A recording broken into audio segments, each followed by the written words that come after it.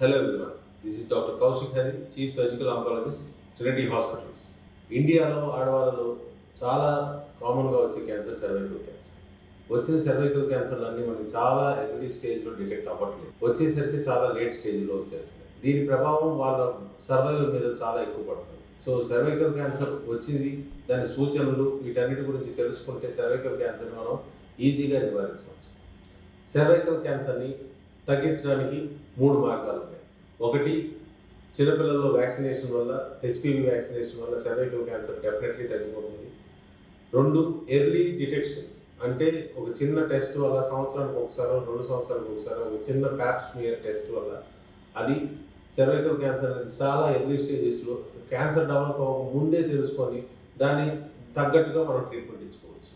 తర్వాత early treatment, cancer detect అయ్యాక దాన్ని అశ్రద్ధ చేయకుండా తొందరగా ట్రీట్మెంట్ చేసుకుంటే దాని ప్రభావం మనిషి లైఫ్ మీద చాలా తక్కువ పడుతుంది.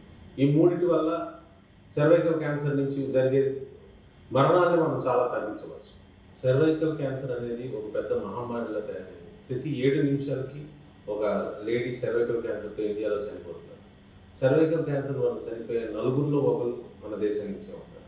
దీనికి కారణం మెయిన్గా సర్వైకల్ క్యాన్సర్ పేషెంట్లు లాస్ట్ స్టేజ్లో రావడం, గర్భకోశ ముఖద్వార క్యాన్సర్ అంటే సర్వైకల్ క్యాన్సర్, ఇది 99% వరకు హెచ్పివి, హ్యూమన్ ప్యాపిల్లోమా వైరస్ ఇన్ఫెక్షన్తో రిలేట్ అయి ఉంటుంది. సో దీన్ని ప్రివెంట్ చేయడానికి one of the most important thing is HPV vaccination. HPV vaccination అనేది ఇస్తే హెచ్పివి గ్రోత్ అనేది సర్వీక్స్లో తగ్గటం, ఆగిపోవడం వల్ల సర్వైకల్ క్యాన్సర్ డెవలప్ అయ్యే రేట్ ఛాన్సెస్ బాగా తగ్గుతాయి. హెచ్పివి వ్యాక్సినేషన్ ఎవరిలో ఇవ్వాలి?